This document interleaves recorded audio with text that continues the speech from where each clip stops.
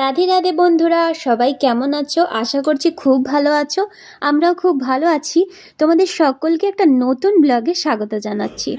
তো আজকে আমরা সকাল সকাল রেডি হয়ে রুমটা লক করে বেরিয়ে পড়েছি একটা শর্ট ট্রিপে।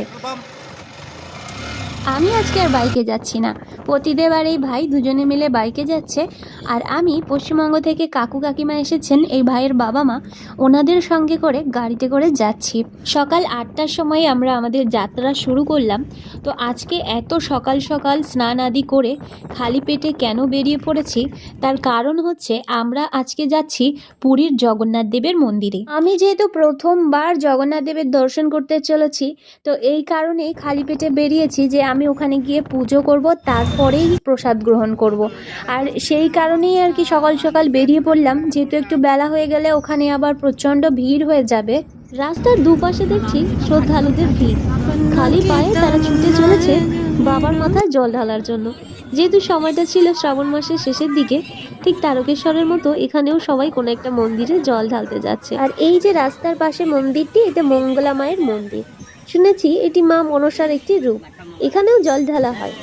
আর দেখতে দেখতে পৌঁছে গেলাম একদম জগন্নাথ ধামে। এই দূর থেকে দেখতে পাচ্ছি ওই যে জগন্নাথ মন্দিরের চূড়া। জয় জগন্নাথ।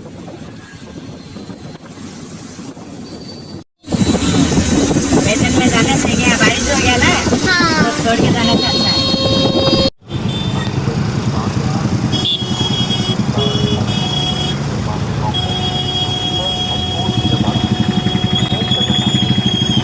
श्रद्धालुओं से अनुरोध है कि वे अपनी बाइक, स्कूटी और कार को पूरी municipal market complex two wheeler এবার আমরা গাড়িটা রেখে জগন্নাথ মন্দিরে প্রবেশ করব। তো এই যে পার্কিং করা হলো গাড়ি এখানে, এবার আমরা হেঁটে যাচ্ছি। তবে পুরোটা পায়ে হেঁটে যেতে হবে না, এই কার শেডের নিচের তলায় রয়েছে ফ্রি কার সার্ভিস। এক ধরনের টোটোর মতন গাড়ি রয়েছে, ইলেকট্রিক গাড়ি, যাতে করে বসে 8-10 জন একসাথে চলে যাওয়া যায়। তো আমরা লাইন দিয়ে সেই গাড়িগুলোতে উঠবো, উঠে তারপরে মন্দিরের সামনে পৌঁছে যাব। আবার মন্দির থেকে ফেরার সময়ও ওই গাড়িগুলোই নিয়ে আসে। তো আমরা একদম নিচে, ওই যে দেখা যাচ্ছে নিচে চলে এসেছি। এই যে পিছনে গাড়িগুলো দাঁড়িয়ে আছে, এই গাড়িতে করেই আমরা এখন উঠে যাব। তো আমি একটু সবার ক্লিপ নেওয়ার চেষ্টা করছিলাম। ফ্রিতে নিয়ে যায়, 50 টাকা তো নিল पार्किंग जন্য। এদিকে সবাই উঠে গেছে, এই গাড়িটা তো পড়ে গেছে। পরবর্তী গাড়িতে এবার আমরা উঠলাম। তো এই গাড়িতে করে এই যে কাকিমা আর আমি সামনে বসেছি। এবার আমরা যাচ্ছি একদম মন্দিরের সামনে। তো এই গাড়িগুলো কিন্তু একদমই ফ্রিতে আমাদের পৌঁছে দেবে, তো এটা একটা খুব ভালো বিষয়। এবার যাওয়ার সময় আমি রাস্তার আশেপাশে একটু দেখছিলাম কি কি রয়েছে এখানে। পঞ্চতত্ত্বের একটা বিগ্রহ পাশে করা রয়েছে, শিব ঠাকুরের বিগ্রহ রয়েছে। এই যে সামনে কিছু পুণ্যার্থীকে নিয়ে গাড়িটা এখান থেকে ছেড়ে দেবে, আবার আমাদেরকেও এখানে নামিয়ে দেবে। আবার যখন দর্শন করে ফিরে আসবো, তখন এখান থেকেই এই ফ্রি কারগুলোকে নিয়ে যেতে হবে কার্শিটের ওখানে। তবে চাইলে হেঁটেও যাওয়া যেতে পারে। তো এবার আমরা পৌঁছে গেছি মন্দিরের সামনে, একদম রাস্তা দিয়ে যাচ্ছি। আমার সাথে কাকু কাকিমাও রয়েছেন। তো চলো এগিয়ে যাই, দেখা যাক কি কি রয়েছে সামনে। আমি তো এই প্রথমবার এলাম, আমাদের প্রথম প্ল্যান রয়েছে যে এখানে আমাদের পূজা অর্চনা করা, তারপর অন্যান্য জায়গাগুলোতে যাওয়া। তো যারা বাইক নিয়ে আসবে বা স্কুটিতে করে, তারা এখানে রাখতে পারে, তাদের জন্য কারশেডের নিচে যাওয়ার দরকার নেই। কারশেডের ওখানে 50 টাকা করে দিতে হয় যদি কেউ 4 হুইলার কার নিয়ে আসে ওখানে গাড়ি রাখার জন্য। তো যাই হোক, এবার এগিয়ে যাচ্ছি মন্দিরের দিকে। বাকি এখানে মন্দিরের সামনে এসে মোবাইল, জুতো সমস্ত কিছু রাখার জন্য ফ্রি সার্ভিসের ব্যবস্থা রয়েছে। জলও পাওয়া যায় খুব সুন্দর, তবে চাইলে নিজেদের গাড়ির মধ্যেও রেখে আসা যায় লক করে। আমি তো ফোনটা নিয়ে এসেছিলাম, পরে শুনেছি যে এখানে এসে রেখে দিতে হবে, মন্দিরের ভিতরে ফোন নিয়ে যাওয়া নিষেধ আছে, নিয়ে গেলে 1000 টাকা ফাইনও হয়ে যেতে পারে। নিজেদের পার্স, জুতো সমস্ত কিছুই গাড়ির মধ্যে রেখে এসেছিলাম। আর যেহেতু ফোনটা আমি সাথে করে নিয়ে এসেছিলাম, তো এখানে একটু ছবি টবি তুলবো বলে এই যে কাকু কাকিমার সঙ্গে একদম জগন্নাথ মন্দিরের পিছনের যে গেটটা রয়েছে সেখানে, এটাকে বোধহয় পশ্চিম দুয়ার বলা হয়, এখানে এসে একটু ভিডিও বানালাম, তারপর কিছু ছবি তুললাম, আশেপাশের একটু ভিডিও বানালাম। এরপর ফোনটা রাখার জন্য যে নিঃশুল্ক যে জায়গাগুলো রয়েছে, সেন্টারগুলো যেখানে ফোন, জুতো ইত্যাদি রাখা যায়, সেখানে আমাদের লাইন দিতে হয়েছিল। যেহেতু আজকের দিনটায় ভিড় একটু বেশিই ছিল। ফোনটাকে আমরা এখানে রেখে তারপর আমরা মন্দিরে প্রবেশ করেছিলাম এবং মন্দিরের ভিতরেই প্রসাদও কিনতে পাওয়া যায়, তুলসী পাতা, ফুল সমস্ত কিছু। সেটা কিনে নিয়ে পূজা অর্চনা করি এবং জগন্নাথ দেবের প্রথমবার দর্শন করি আর অনেক অনেক প্রেয়ার্স করি। তো তারপরে আমরা প্রসাদ খাচ্ছিলাম আর এখানে হঠাৎ করে এত রোদ উঠেছে। একটু আগে যখন আসছিলাম তখন ছিল বৃষ্টি আর এখন প্রচণ্ড পরিমাণে রোদ। তো এই কারণে আমরা কিছু ফ্রুটি এবং কিছু ড্রিঙ্কস খেয়ে নিচ্ছিলাম। আর পুণ্যার্থীদের বিশ্রামের জন্য এরকম শেড দিয়ে দিয়ে বিভিন্ন জায়গা করা আছে, যার নিচে বসলে খুব সুন্দর হাওয়া লাগে আর তার সাথে সাথে অনেক রেস্টও নেওয়া যায়। তো সবাই সেখানে বসে বিশ্রাম নিচ্ছে। তখন আমি এই রোদের মধ্যে এসে একটুখানি ভিডিও তৈরি করছিলাম আমার হিন্দি ব্লগ চ্যানেলটার জন্য। তো এই কারণে আমি কথাগুলোকে মিউট করে দিয়েছি, যেহেতু আমি সমস্তটা ওখানে হিন্দিতে বলেছি। আর এই যে মন্দিরের এটা পশ্চিম দুয়ার, যেখানে আমি রয়েছি।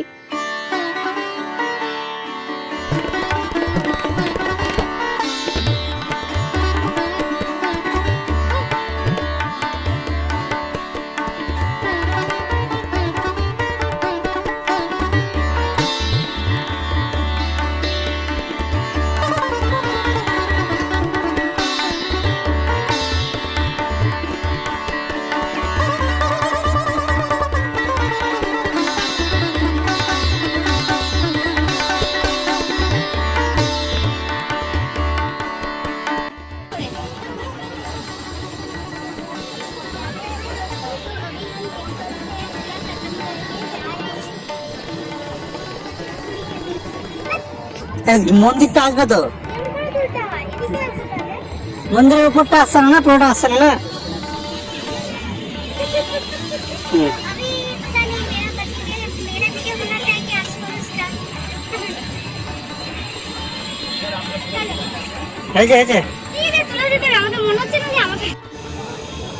तो अभी दोस्तों फोटो उठाना मतलब फोटो सेशन चल रहा है और इधर जूता रखते हैं। ये जो प्लेस है ना, यहाँ पे जूता वगैरह शूज वगैरह रखते हैं और फिर यहाँ पे जाते हैं। ये फ्री ऑफ कॉस्ट है। और अभी मेरे पतिदेव जो है फोटो खींच रहे हैं। যে ফ্লোর এত গরম হয়ে যায় সেই কারণেই এখানে কার্পেট বিছিয়ে দেওয়া রয়েছে, কিন্তু তা সত্ত্বেও প্রচণ্ড গরম লাগছে পায়ের নিচে। আর জুতোটা তো গাড়িতেই রেখে এসেছি। তবে এখানে কুলারের ব্যবস্থা আছে, লাইনে দাঁড়ালে ভিড় হলে তখন কুলার চালিয়ে দেওয়া হয়, জলও দেওয়া হয়।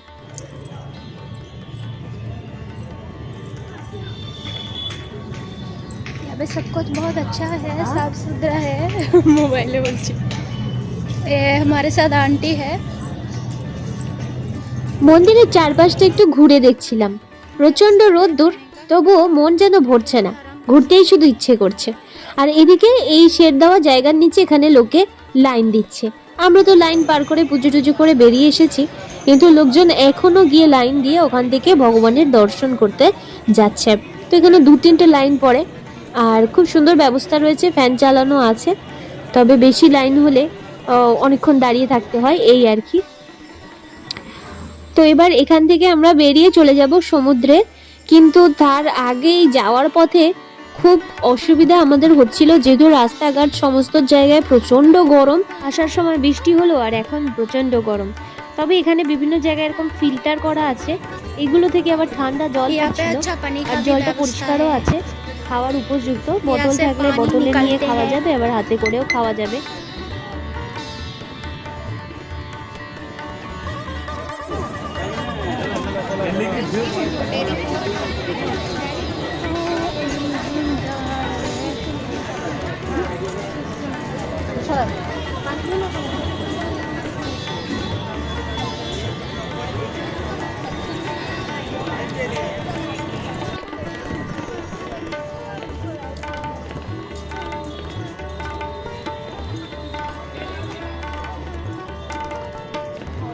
জয় জগন্নাথ। আমার এখন চলে যেতে হচ্ছে, যদিও এখানে আরও কিছু সময় থাকার ইচ্ছে ছিল, কিন্তু যেহেতু একদিনের ট্রিপ অন্যান্য জায়গাগুলোতেও যেতে হবে, এই কারণে বেরিয়ে পড়লাম। বেরিয়ে এবার রাস্তা দিয়ে যাচ্ছি, পা পুড়ে যাচ্ছে একেবারে। রাস্তার দুপাশে অনেক লোকজন বসে রয়েছে। এখন চলে যাচ্ছি ঠিকই, তবে জগন্নাথ দেবের কৃপা হলে বারবার আসবো। তো এই যে জায়গাটা, এই রাস্তাঘাটগুলো যেহেতু একদম তপ্ত কড়াইয়ের উপরে পা দিচ্ছি বলে মনে হচ্ছিল, তো আমরা মাঝে মাঝে এই ছাতার নিচে একটু দাঁড়িয়ে নিচ্ছিলাম, যেখানে একটু ঠান্ডা আছে। এখানে কিছু লোক বসে তর্পণ করছে, পূজা অর্চনা করছে। আমরা এক প্রকার এখান থেকে দৌড়ে পালাচ্ছি, কারণ ওই একটাই যে নিচে একদম উত্তপ্ত হয়ে আছে আর আমাদের পায়ে জুতো নেই। আর কাকু কাকিমার তো আরও কষ্ট হচ্ছে, কারণ ওনাদের অনেক বয়সও হয়ে গেছে। তো এবার আমরা এখন যাচ্ছি ওই যে ফ্রি সার্ভিসটা পেয়েছিলাম, যে গাড়িগুলো টোটোর মতো, ওই গাড়ি ধরে ফিরবো আবার কারশেডের নিচে, যেখানে আমাদের কার রাখা রয়েছে। তো ওই গাড়িটাতে করে আবার যাব সমুদ্রে। তো এই কারণে আমরা এখান থেকে এবারে দৌড়ে দৌড়ে পালাচ্ছি।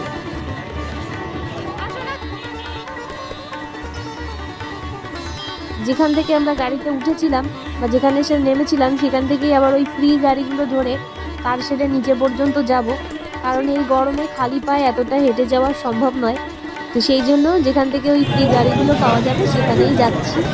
তো এরপরে আমরা যাব সমুদ্রে। এইখানে একটু ঠান্ডা আছে তাই না? এইখানের ফ্লোরটা হয়েছে না, বা এইখানের পাথরটা আলাদা বোধহয়। ওই পাথরটা বেশি গরম হয়ে গেছে। হ্যাঁ, এটা ইট নতুন বসিয়েছে। এখানে এসে দেখি সব গাড়িগুলো ভরে গেছে আর রওনাও দিয়ে ফেলেছে। আবার ওখান থেকে যখন যাত্রী নিয়ে আসবে, তারা নেমে যাওয়ার পর খালি হলে তারপরে উঠতে হবে। 10 মিনিট অপেক্ষা করার পর একটা গাড়ি পেয়েছি, তাও পিছনে 2টো সিট ফাঁকা ছিল। তো সেখানে আমি আর কাকিমা বসে পড়েছি, আর কাকু অন্য একটা গাড়ির জন্য অপেক্ষা করছেন, যে আরেকটা গাড়ি এলে ফাঁকা হলে তবে উনি আসবেন। তো ইতিমধ্যে আমরা রওনা দিয়েছি, আমরা গিয়ে কারশেডের নিচে দাঁড়িয়ে অপেক্ষা করব। এই যে হচ্ছে পঞ্চতত্ত্ব চৈতন্য মহাপ্রভুর বিগ্রহ।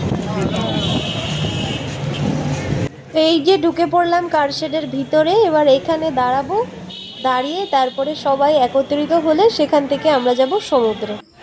এখানে এই যে লোকজন লম্বা করে লাইন দিয়ে রয়েছে, সবাই ওই ফাঁকা গাড়ির জন্যই অপেক্ষা করে রয়েছে। যদিও পায়ে হেঁটে গেলে 10 মিনিট লাগবে। তো এখানে এই যে গাড়ির ভিড় জমে গেছে। এখন আমাদের লোকজন সব এখানে এসে একত্রিত হওয়ার পর আমরা গাড়িতে করে আবার যাব সমুদ্রের দিকে। সমুদ্রের অংশটা নিয়ে আরেকটা ভিডিওতে আসবো। তো আজকের মতো এই পর্যন্তই, দেখা হচ্ছে পরবর্তী ভিডিওতে। ততক্ষণ সবাই ভালো থেকো।